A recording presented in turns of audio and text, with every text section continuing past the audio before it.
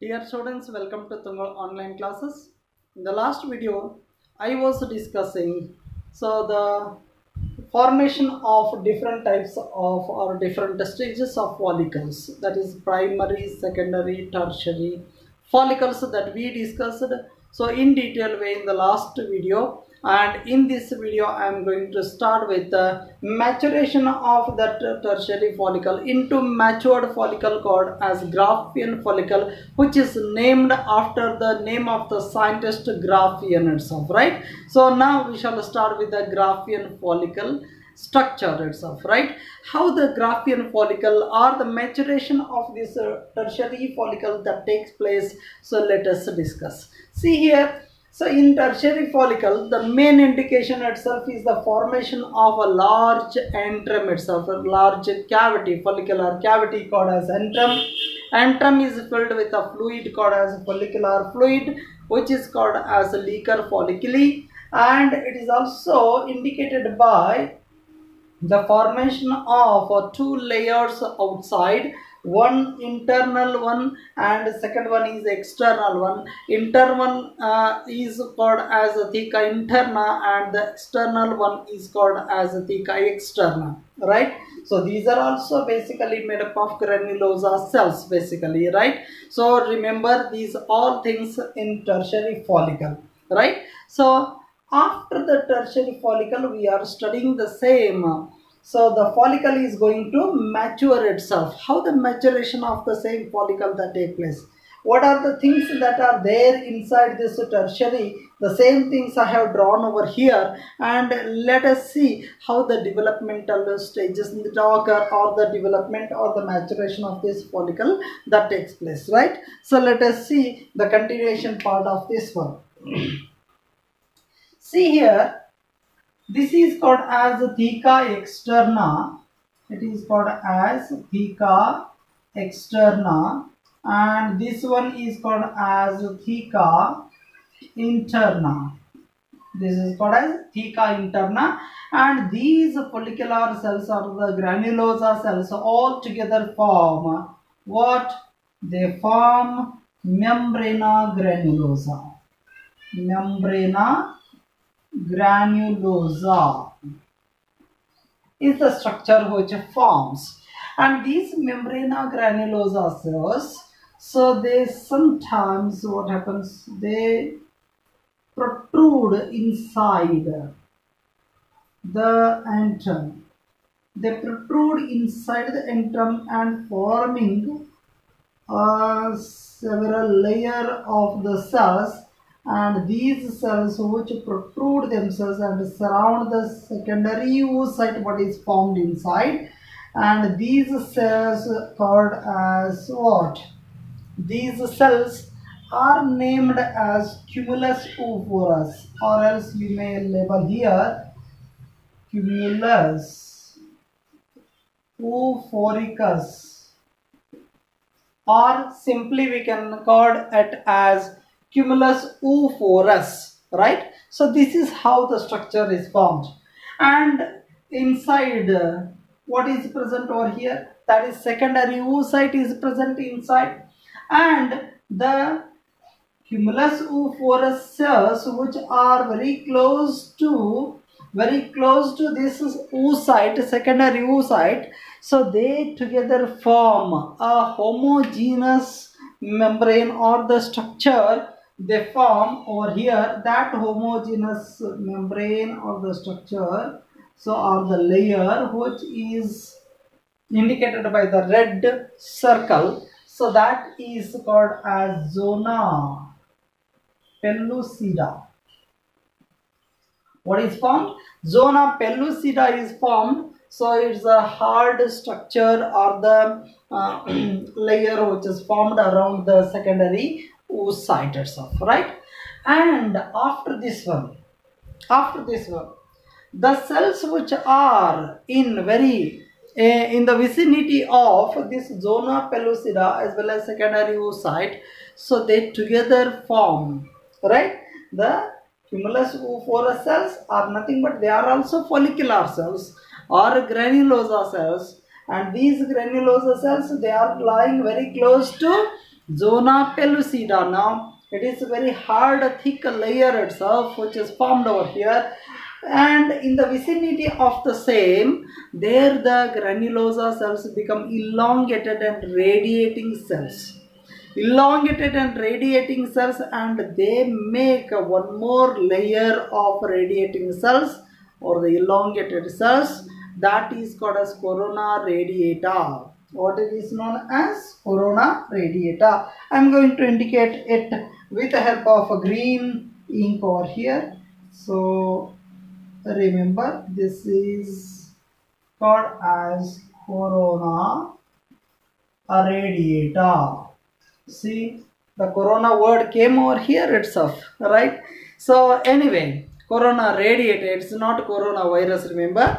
Anyway, now we came to know corona radiata is followed by zona pellucida, is followed by cumulus ovophorus cells there, and these cells which are surrounding this structure, and that makes what membrana granulosa it makes.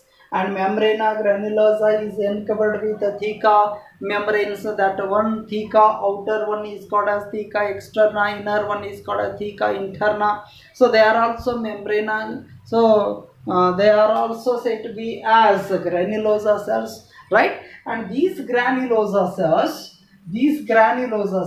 they secrete a kind of hormone. Already you know, ovary is not only the structure which produces the female gamete, so it is also producing, or it is also secreting some of the hormones, and that hormone itself is secreted by granulosa cells. So point to be noted here, granulosa cells. Granulosa cells secrete a hormone. They secrete a hormone called as, that is estrogen. Estrogen. Already you know estrogen. The main estrogen itself is estradiol. Estradiol is the main estrogen which is secreted by granulosa cells which are surrounding. So this is structure itself, right? So this is more important point to be noted. Now this maturation of the follicle that takes place, maturation of the follicle that takes place inside the one ovary, any one of the ovary, whether it is the right one or left one, any one of the ovary, in which the maturation of this follicle that takes place. Already you know, at puberty how many follicles are basically present is 60,000 to 80,000 number of follicles are remaining there, and out of which only 450 get matured. The point to be noted, right? So how many are get matured? 450 number of follicles get matured, right? Get matured in the lifetime of a woman, adult woman, right? So especially in the lifetime, in the sense that, so the maturation of these follicles starts at puberty, and the puberty itself is the period where the sex organs start their function itself. This is the fact what you know it better, right? So only 450 number of follicles get matured in the lifetime, that is the reproductive period of a woman. Reproductive period of a adult woman itself, right? So this is also one more fact to be remembered. How many it is? 450 only. That many number of what are so produced over here, 450 follicles get matured itself. This is the fact what we should remember over here. The maturation of each follicle take place during the menstrual cycle in adult female after the puberty itself, right? After puberty, what happens over here? After puberty, menstrual cycle starts. This menstrual cycle is nothing but it is the continuous cyclical changes that occurs in the adult primates, especially the primates. In primates it is called as a menstrual cycle. Already in the first chapter you have learned this one. Estrous cycle is non-primates, right?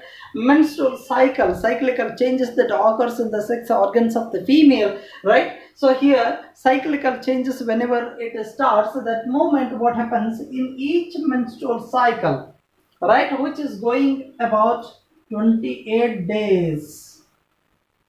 Every 28 days menstrual cycle is occurring, and so usually, so at that period what happens, the maturation of one follicle take place, right? And that follicle which is said to be as matured or Graafian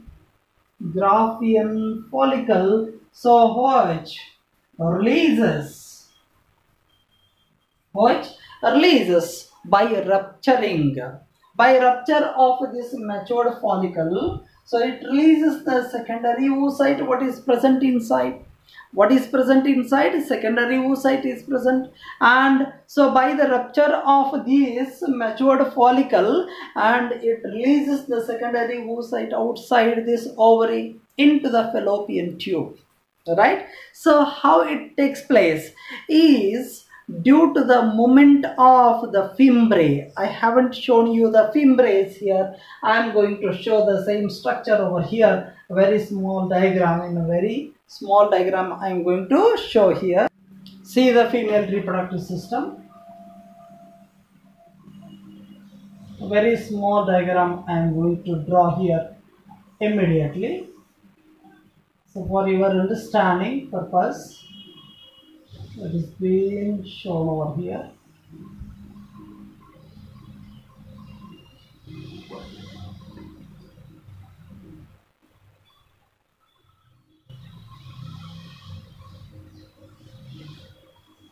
Okay, this is nothing but vagina. So our concentration must be here itself. This is more important aspect what I am going to explain over here. Here, matured follicle. Think this is the matured follicle what is present over here. Okay, so here is a matured follicle inside this one, and here you will come across what? A finger-like projections what I am drawing here. So they are called as fimbriae, and those fimbriae which move over the matured follicle. Think this is the matured follicle. So think this is the matured follicle over which these finger-like structures are known as fimbriae. So they move over this matured follicle, and soon after the movement of these finger-like projections, so it lies, secondary oocyte lies over here. What is this one? Secondary oocyte lies over here in the infundibulum, and from here itself it starts its journey. From here itself it starts its journey. So towards the uterus. It starts its journey. See here, it starts its journey towards the uterus itself, right? So this is the fact what you should understand. The process of release of this secondary oocyte, or it is, we can simply say that so that is ovum or egg cell you may call it as, but actually it is secondary oocyte. The process of release of a secondary oocyte, so from the ovary into the fallopian tube is called as ovulation. What happens now? Point to be noted: ovulation. What do you mean by ovulation? The process of release of a secondary oocyte from the ovary into the fallopian tube is called as what? Ovulation. This ovulation takes place on the 14th day. of menstrual cycle. On the 14th day of the menstrual cycle, this ovulation process that takes place. Whenever the ovulation process that takes place, a release of the egg cell or the secondary oocyte that take place, that moment, what happens with this area where the secondary oocyte was present? So I am going to show the same structure here in the next stage. Right? So I am going to wipe out all these structures now. Right? So let us see what happens now. So this part I am going to remove. See here, this is the secondary oocyte around which there some of the cells are present over here, and consider this is secondary oocyte that comes outside. Okay, and simultaneously here remains some follicular cells, damaged follicular cells that remain over here, right? Several layers of the follicular cells that remain over here, and this is secondary oocyte that released from the wall of from this ovary itself. It is released, and this damaged follicular cells which are damaged, so they start to fill with the help of a pigment inside themselves. A pigment is filled inside, so due to the rupture. So what happens over here is all these cells looking to be as yellow in color, and those yellow colored cells all together form the yellow body. What do they form? Yellow body. Hence, this structure which remains after release of the secondary oocyte, and this structure itself is said to be as yellow body. What is that structure called as? Corpus luteum. What it is called as? Corpus luteum. Why it is called so? Luteum, corpus luteum, why it is called so? The question arises. Here, a pigment which is called as lutein is released over here. Lutein is the pigment which is released over here, which is yellow in color. Hence, it is looking to be as yellow body. See here gradually how this structure becomes. Is the wall of the ovary. I am extending over here like this. So this structure later becomes a complete structure, a scar-like structure, a yellow scar-like structure. Hence it is called as yellow body, and this yellow body has a little bit clot inside it. What is this clot? Blood clot. What is there? Blood clot remains there itself, right? And this blood clot, what remains itself inside, and this forms the entire structure called as what? Corpus luteum. I'm going to erase this structure, that is secondary oocyte. Now there is no need of thinking over this one. Then we came to know ultimately, after release of the egg cell or ovum or the secondary oocyte, so this scar that is called as corpus luteum. What it is known as? Corpus luteum. Okay, so corpus luteum it becomes, and this corpus luteum that contains the follicular cells, they start to release little amount of what? Why? Because granulosa cells, they are nothing but follicular cells, are nothing but granulosa cells. They start to release little amount of one hormone which is called as estrogen. They start to release a little, very little amount of estrogen is released over here. Okay, and simultaneously a prominent amount, or that is maximum amount of another hormone is released over here, that is progesterone. Progesterone hormone is released by these granulosa cells or follicular cells. And now we came to know there the follicular cells of the corpus luteum, they secrete the major hormone, that is progesterone. This is very important point to be noted as far as NEET is concerned. So right, very important point to be noted, right? And ignore this estrogen. Don't highlight the estrogen here. Here maximum amount of what is released? Progesterone is released. Sorry.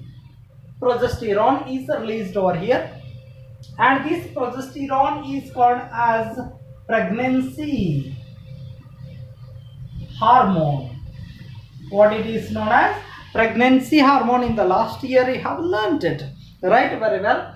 So anyway, corpus luteum produces progesterone hormone. Hence once again we proved this ovary is a kind of gland. It is a kind of gland. Why? Because it produces the hormones, right? So one thing. So it also produces the progesterone hormone. Okay. After this one, what happens? This progesterone hormone is secreted by this corpus luteum. If come back to this position, why that? Why this position is because whenever this secondary oocyte that falls into the infundibulum and continues its journey into the what? Into base fallopian tube. It may come across the sperms. If so, this woman had the coitus with a man or the sexual intercourse with a man, that moment there the deposition of sperms may take place over here, and these sperms they start to move towards what? Move towards the egg cell, and so the coitus or the sexual intercourse may happen so during the 14th day itself, right? You consider it, right? That moment this egg cell is fertilized, or the secondary oocyte later it is being fertilized by the sperm. After the fertilization, this becomes what? Zygote undergoes cleavage later. All those things I am going to explain, all those things, right? So that becomes later embryo. And blastocyst, what I had mentioned in the first class, blastocyst comes and attaches to the wall of the endometrium, and that confirms the pregnancy. And this pregnancy is maintained by only one hormone, that is called as pregnancy hormone, called as progesterone. Then we have to think that if progesterone is released by the corpus luteum, so if it is releasing, then confirmation of the pregnancy is taken place. If there is no pregnancy in this woman, then what happens with this corpus luteum? The question arises once again. Is there any need of progesterone? No need of any progesterone there. Why? Because there is no pregnancy at all. Then what happens next? See here, in the next step, I am going to draw the same structure here. So whenever the complete structure of a corpus luteum that you saw over here, here remains only one kind of a scar-like structure that you come across. That is a degenerated corpus luteum that you come across over here, and at the center you will come across a blood clot over here. And this degenerated corpus luteum itself is called as this degenerated corpus luteum is called as corpus albicans. Corpus albicans. This is degenerated corpus luteum. Degenerated corpus luteum becomes what? Corpus albicans, right? It does not produce any hormones or something else. Nothing takes place. But here it is simply a scar of this corpus luteum. Simply a simple scar, and that scar looks to be as white in color, right? Why? Because follicular cells are filled so with the whitish fluidance, it is looking to be as white in color. Hence corpus albicans is called as white body. What? Corpus luteum is called as white body, right? So this is also a very important point to be noted over here. So this is how there are different stages that you see in the follicles. Whenever one follicle matures, during the maturity what happens, and after the release of the egg cell or secondary oocyte, what happens? Corpus luteum is forming, and after the formation of corpus luteum, if pregnancy is there, then it start to produce what? So one of the pregnancy hormone called as progesterone, and if there is no pregnancy in the woman, then automatically what happens? This degenerates.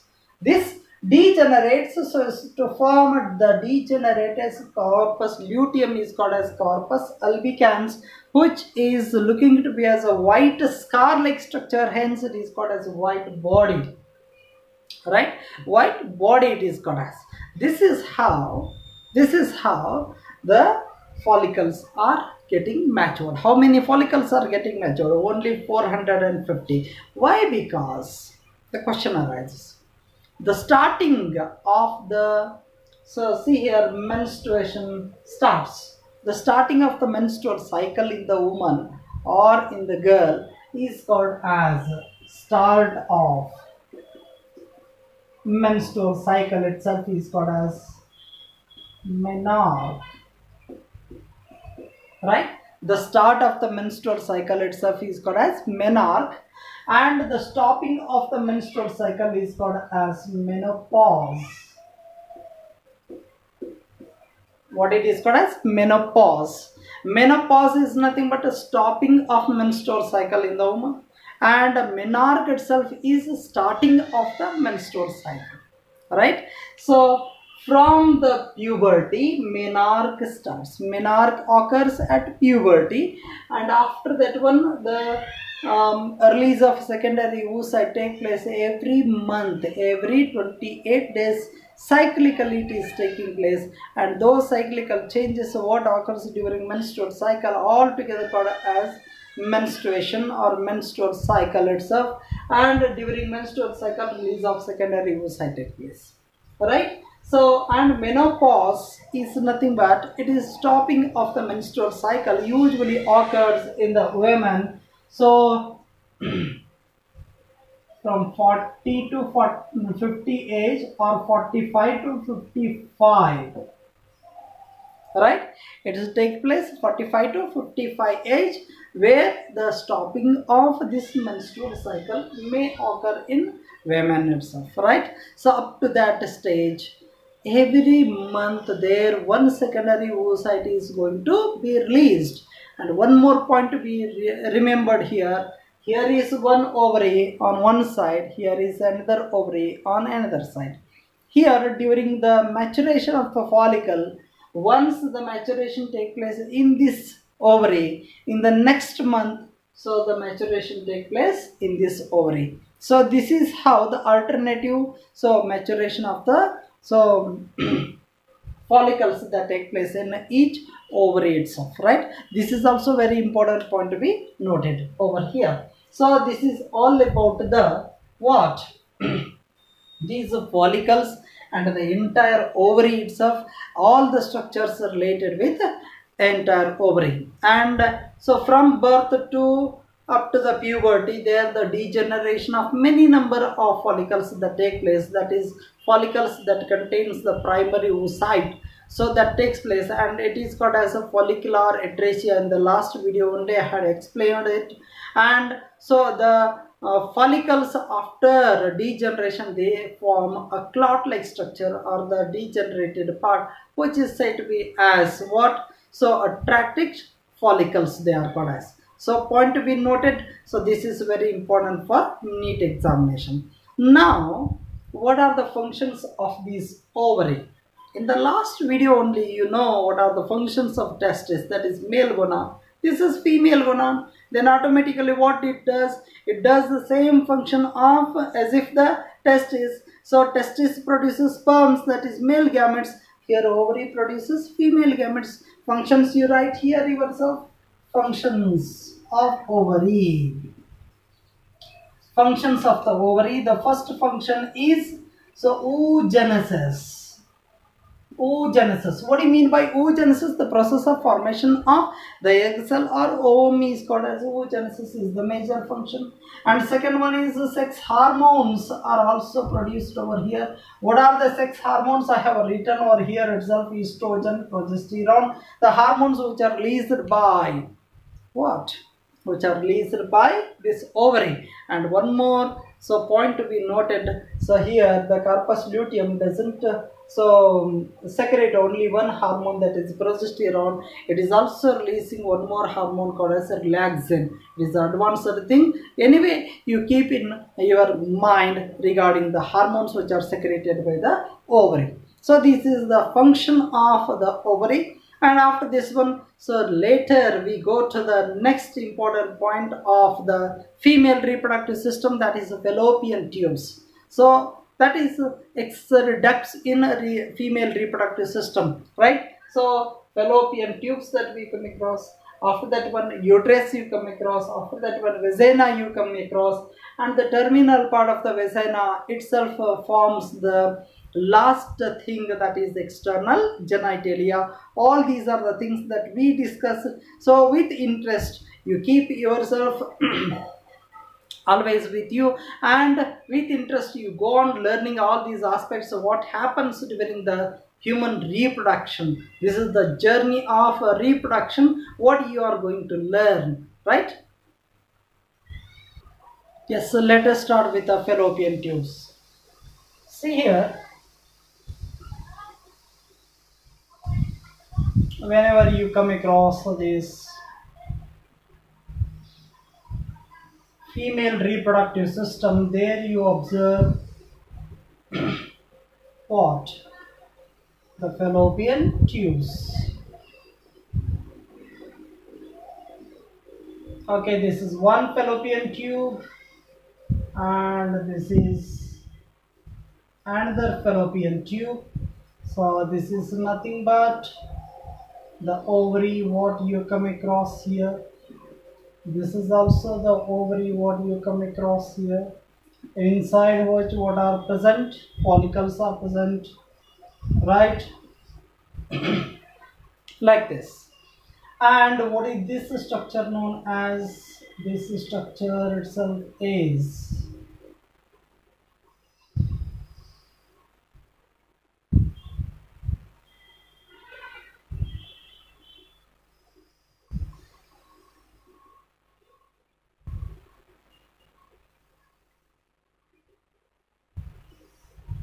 from here itself, vagina you will come across.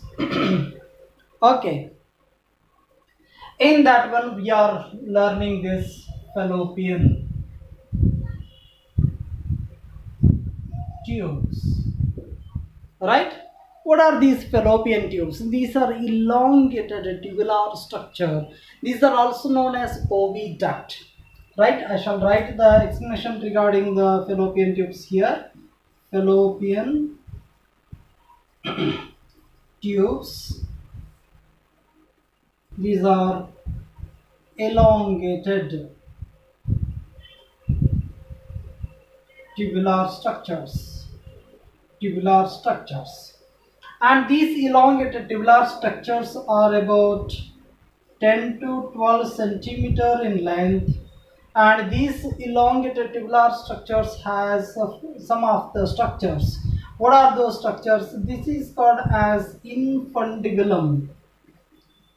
Fundibulum is the major structure, and this is called as fimbriae, finger-like structures called as fimbriae, and this narrow tubular thick-walled structure called as what? Isthmus.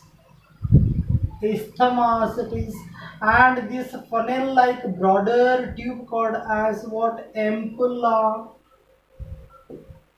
Ampulla, isthmus, and this portion itself which passes into the uterus, this is called as uterine part itself, right? Uterine part it is, right? These are the major parts of the fallopian tube. How many parts do we come across? First one is infundibulum, second one is ampulla, isthmus, uterine part. These are the major structures of the fallopian tube. So one by one we'll go on explaining over here. The first one is, what is the first one? So infundibulum. Whenever you observe this infundibulum, how it looks like? It looks like a broad funnel shaped or trumpet shaped structure. How it looks like? A trumpet shaped structure. And this trumpet shaped structure, so which is broader tubular structure, which makes the terminal structures or terminal finger like projections called as what? Fimbriae, right? It is broader. Infundibulum, it is a broad trumpet like structure. It is broad trumpet like structure which helps in collection of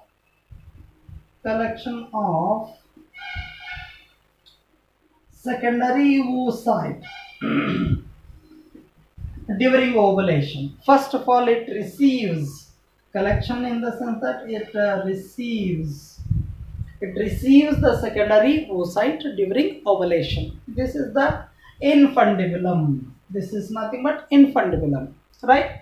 And this is terminated, or the terminal part of this fallopian tube is made up of finger-like projections called as fimbriae.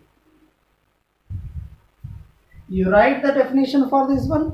The terminal part of the fallopian tubes are provided with the help of finger-like projections, and these finger-like projections are called as what? Fimbriae. They help in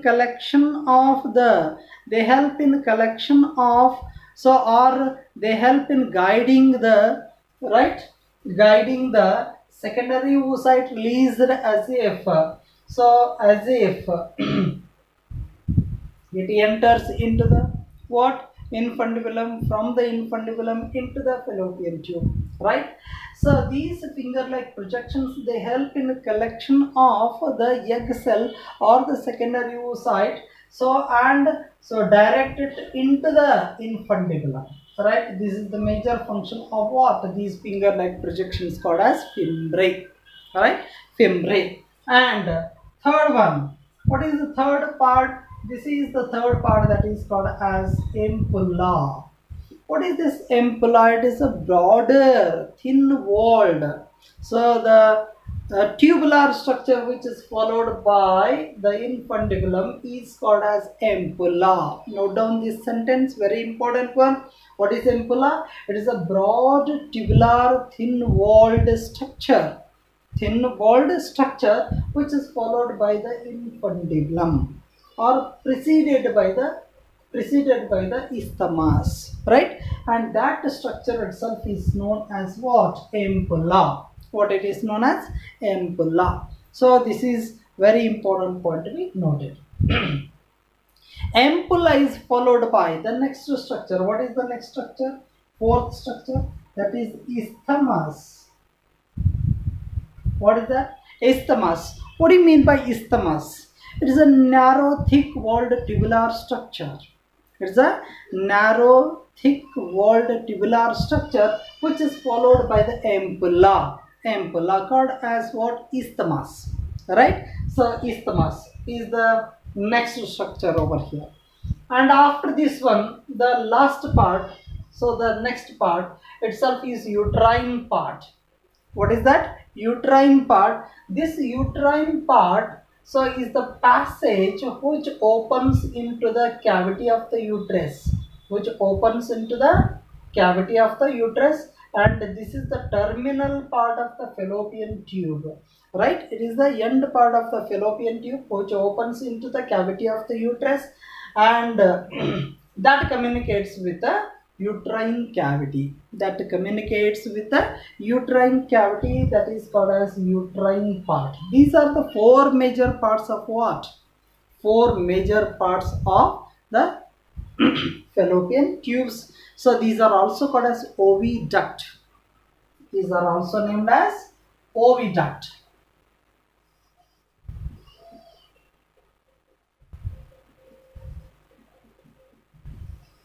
Oviduct they are also named as, right? So this is the structure of fallopian tube, and it is followed by the next important point. What is that?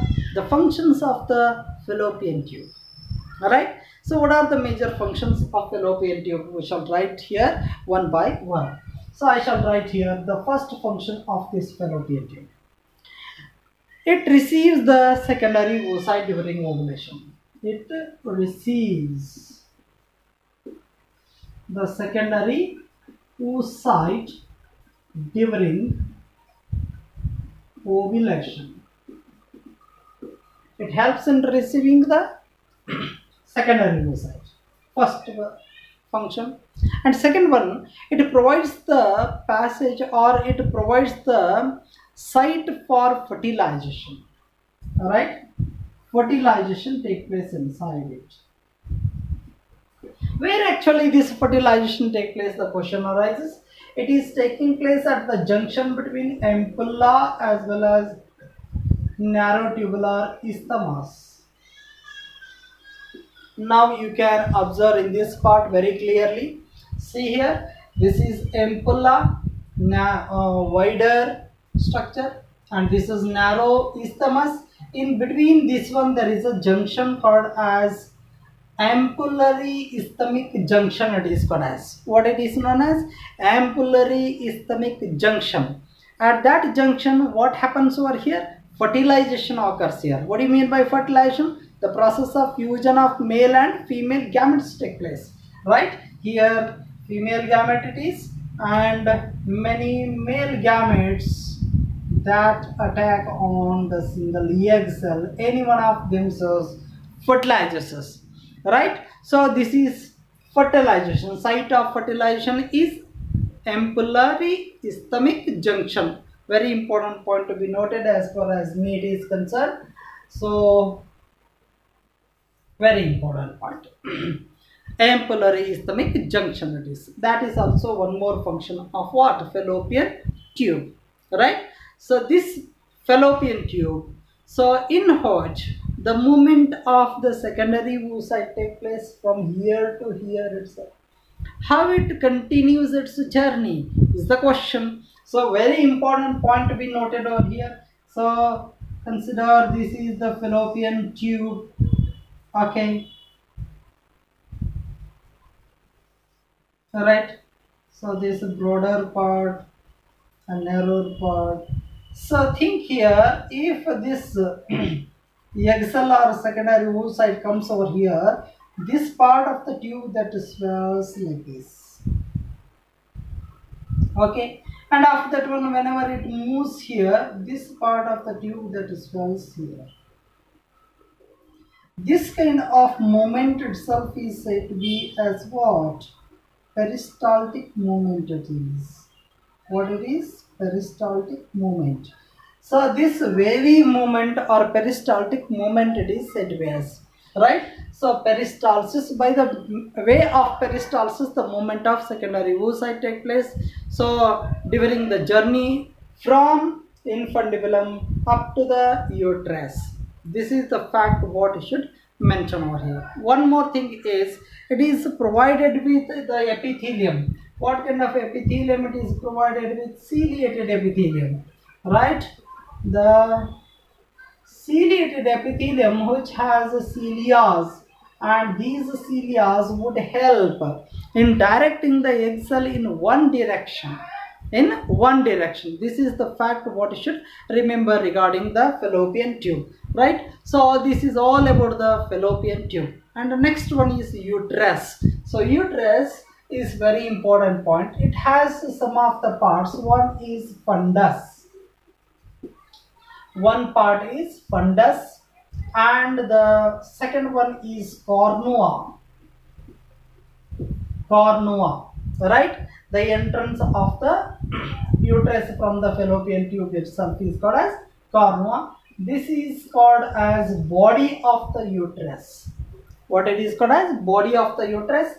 And here you will come across a narrow structure called as cervix. Right? Cervix. And these are the parts of what? First one, this is the second one, and body is the third one, and cervix is fourth one. These are the four structures of what? Uterus. Right? Let us study them one by one now itself. Next one is uterus. See here, uterus. This uterus is nothing but it is a hollow. How it looks like, see here yourself. It's a hollow structure. It is a hollow muscular. It is hollow muscular inverted pear shaped structure. Hollow muscular inverted pear shaped structure is called as what? Uterus itself. And this uterus has four parts. Already have told you. First one is fundus. You write here the first one is fundus. What is this fundus? Simply I go on explaining these things. So it is a dome shaped structure. It's a dome shaped structure which is present at the top of the uterine part of the oviduct, which is present above the uterine part of the oviduct. Right? There is fundus is present. What is that? Dome shaped structure. Very important. And after this one, next structure itself is cornua. What is this cornua? Cornua, they are a paired structures. These are the structures which are present. So at the entrance of the oviduct into the uterus, these are the structures. See here, these are the points, these are the openings or the passage which opens this fallopian tube into the uterus. Those structures are known as what? Cornua. Right? Second structure over. And third one. What is the third one? Here, the body of this, or it is called as corpus. Corpus part of the uterus, it is called as, it's a hollow structure. It's a hollow structure what we come across here, and this hollow structure itself is said to be as a body of the uterus, where you will come across the endometrium. Right? So later I am going to explain regarding the wall of this uterus later. Right? This is the body structure. And next one is the cervix. So one point we noted over here, this cervix is the structure. So I shall correct it.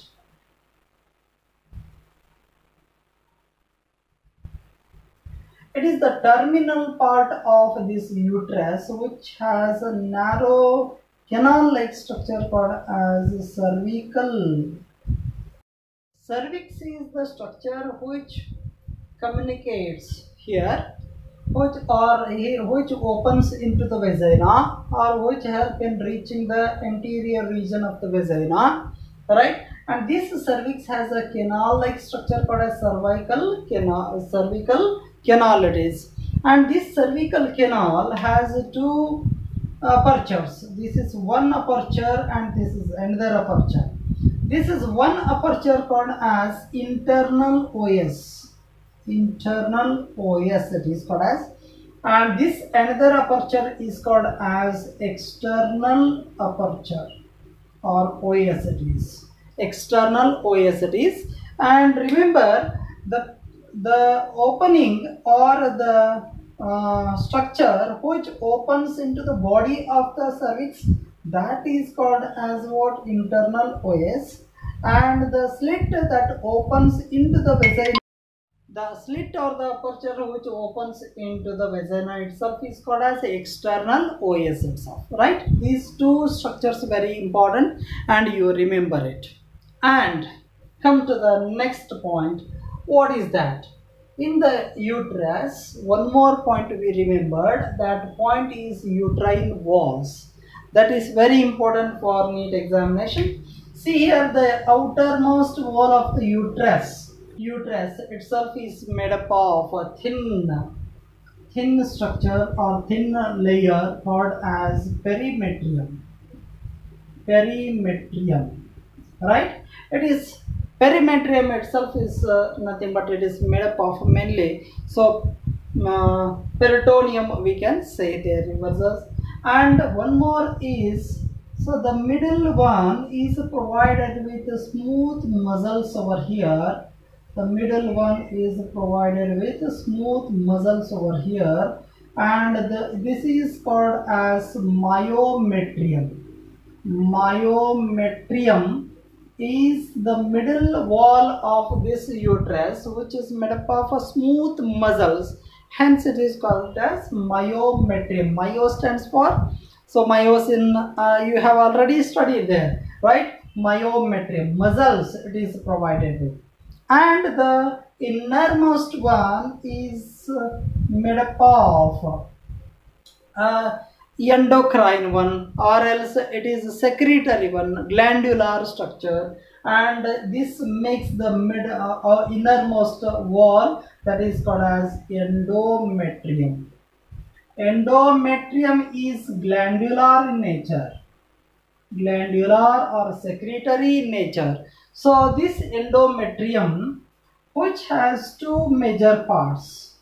Endometrium has two major parts, or will separate it into two parts. One is outer functional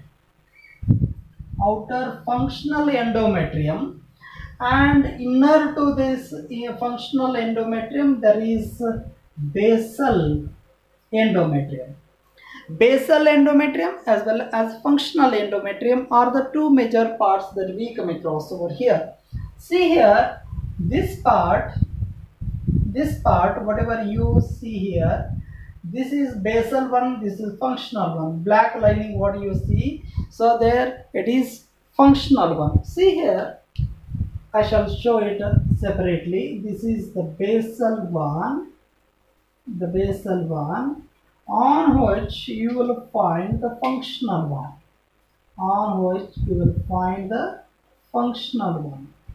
What is the difference between these two, basal and functional?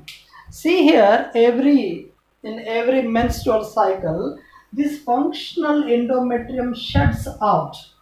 It shuts out and it ruptures itself and it flows out. That is called as menstrual flow. It is called as menstrual flow. So this menstrual flow occurs that contains mainly the secondary oocyte, which is not fertilized by the sperms, right? Secondary oocyte, as well as this functional endometrium, which sheds itself on the 28th day, right? So 28th day, and the secretion continues, or the menstrual flow continues for about 5 days. You will learn it later in the next video. So that is menstrual cycle. About menstrual cycle, whenever we study, that moment you will come to know what happens over here during menstrual cycle. See here, shedding up of the endometrium. Which endometrium take place? Functional endometrium take place. Shedding up of functional endometrium take place, and it goes out through the vagina in form of what? Menstrual flow. right? This is the fact what should remember here. So this is shutting up. And the basal endometrium, so what it does is, after shedding, what happens, there is nothing is there. So once again the synthesis of this functional endometrium take place from the cells of basal endometrium. This basal endometrium which synthesize or which makes the next what, functional endometrium in the next month, right? This is how the functional endometrium is formed from the basal endometrium. So this is the fact what you should remember in the walls of the uterus. Uterine walls are three. Outer one is called as perimetrium and middle one is called as myometrium, which is made up of smooth muscles, and these smooth muscles would help in contraction. They contract during the birth of the baby, or whenever the ejection of the baby from the womb of the mother take place. During that period, these muscle fibers, they contract themselves. When they contract themselves, easily passing of the baby that takes place, right? So this uterine wall contraction take place due to myometrium during the birth of the baby itself, right? Okay, so see here, during the birth of the baby, this cervical canal, whatever I have written over here, labeled over here, this cervical canal along with this vagina, so both of these together form birth canal. That point is needed to know. So in the next coming classes also I am going to explain that, but remember it. So birth canal, right? So this is about the wall of the uterus. Then what are the functions of the uterus? It's very important one. The major function already have explained. This is the shutting up of the wall of the this uterus take place. That is, it plays very important role in menstrual cycle, right? Uterus plays very important role in menstrual cycle. Why? Because the inner wall of the uterus that shuts out. This is one fact. One more fact is, second function is, whatever the embryo that forms over here during embryo formation, what happens over here is, after fertilization the egg cell continuously come over here. During its journey, it undergoes continuous mitotic division, and those continuous mitotic divisions are called as cleavage. After cleavage, it forms the blastocyst, and that blastocyst attaches to the wall of the endometrium, functional endometrium especially. And during that period, what happens? The nourishment of this developing embryo is made by the functional endometrium, right? This is also another role of this uterus. It helps in attachment of blastocyst and also help in nourishment of the developing embryo, in which the finger-like projections are formed. That forms the placenta. In this area only the placenta is formed over here, right? So later I am going to explain it in detail, right? So this is also one more function, the development of the baby that take place inside it. Hence it is called as womb of the mother. Uterus is also known as womb of the mother. Womb of the mother. It is also called as metra, hystera, other names are there, many names are there for this womb or the uterus itself. So these are the functions of uterus, right? After this one, next one is, what is the next one? See here, vagina. What is this vagina? It is a muscular tubular structure that is measuring about near about 10 centimeter long. And this vagina is said to be as copulatory organs in case of females. What it is? Vagina itself is copulatory organ.